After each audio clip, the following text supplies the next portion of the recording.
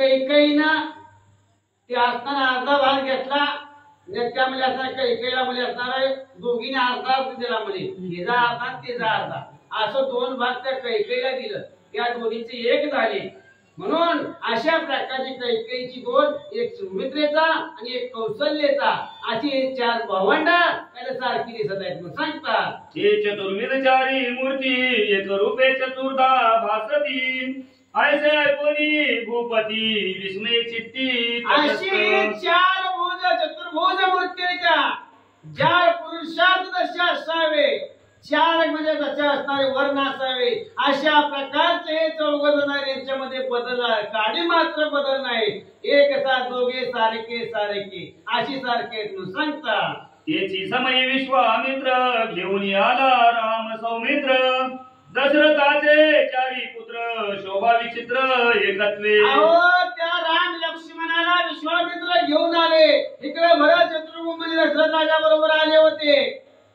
हे चार मुलं दशरथ राजाच्या मंडपामध्ये आले, काय शोभा आनंदाच्या डोळी आनंद बुडाला, इतका आनंद त्या ठिकाणी झाला म्हणून सांगतात. देखता चतुर्मूर्ती चतुर्ग पाहणे पाहता येत, अंगा लावून राग डोळे दाखवणे करते पाप, अशा या साधू सुद्धा म्हणे मुक्ती ही वस्तू ती माफ तिला महाराज काय नेहमी होतं जीवत्यात ह्याच्याकडनं बसलेलं संन्यासी होऊन, तसला संन्यासी होऊ नका, माझ्या मातृराज्या सारखा नबाई मज देवंत देवेदाई, रामतीर्थे सांगे काही पाशन पायी पुनित. रामासारखे पुढे काय होतं ते ऐका. याचिने पाय तरती पाशन, तैचुने गुरुत्वे मे धन्य, माझे हे नाते फळ जाण ब्रह्म परिपूर्ण श्रीराम. ब्रह्मच माझ्या वचन ज्याच्या पायानं पाषाण तरले, ज्याच्या नामानं दगड तरले, समुद्रावर म्हणजे सेतू ज्या रामाने बांधणार आहे, आता रामच माझ्या पैसे. बाकीचा असू त्या अयोध्येमधनं राम गेल्यावर काय भरताना कुठं राहिला हो, नंदीग्रामामध्ये भरत राहिला.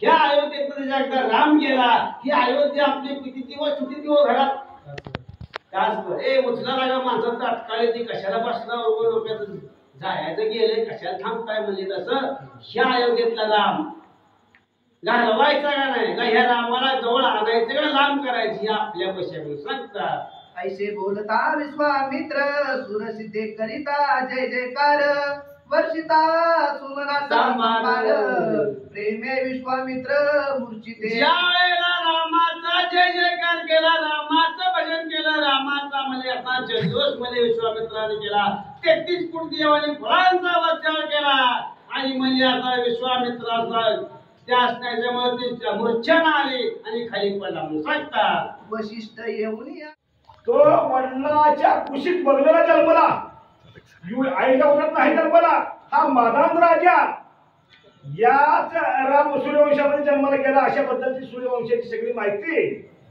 आणि वशिष्ठ गुरुजी सांगू लागले. शिवी चक्रवर्ती या वंशी पक्षासाठी तुकी मांसाशी, नगरी लेली वैकुंठासी सत्वराशी. शिवी नावाचा राजा याच वंशामध्ये ओपन झाला, कपट पक्षाचं रूप घेऊन त्या ठिकाणी मांडीचं वंश आणि इंद्राला दिलं. ही या शिबिराला कथाने केलं गेलं, याच वंशामध्ये बसणार जाणणार आहे.